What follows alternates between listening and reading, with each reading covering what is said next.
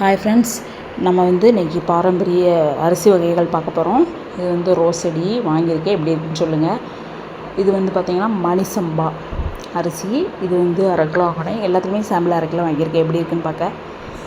இது நம்ம சமைச்சு சாப்பிட்டுக்கலாம். இந்த அரிசி பார்க்கவே நல்லா குண்டு குண்டு அழகாக இருக்குது. சமைச்சு சாப்பிட்டா இன்னும் அழகாக இருக்கும்.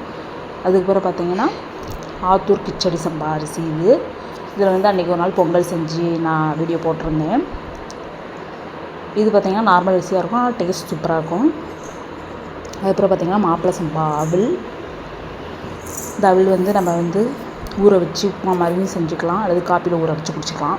இன்னும் எல்லாமே செய்யலாம், சின்ன பிள்ளைங்களுக்குலாம் கொடுக்கலாம் பாலில் ஊற வச்சு. அதுக்கப்புறம் பார்த்திங்கன்னா இது கருப்பு கவுனி, சாரி இது அதே அவல் தான். இதுதான் கருப்பு கவுனி அரிசி அவல். இதுவுமே குழந்தைகளுக்கு கொடுக்குறது ரொம்ப நல்லதுங்க.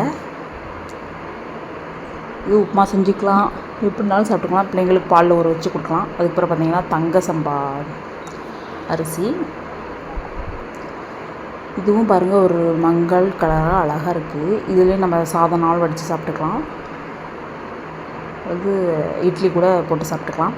அப்புறம் பார்த்திங்கன்னா மாப்பிளை சம்பா அரிசி. இது நல்ல ரெட் கலர், அதாவது ஒரு கருப்பு கலரில் இருக்கும் பாருங்க, ஆனால் நல்லாயிருக்கும் டேஸ்ட்டு.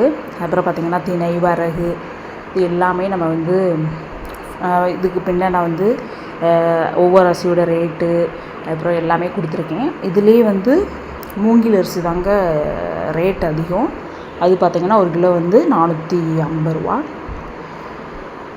நீங்கள் பிடிச்சிருந்ததுன்னா இந்த விலைகளோடு நீங்கள் இந்த ஃபோன் நம்பருக்கு ஆர்டர் பண்ணிங்கன்னா உங்களுக்கு தருவாங்க.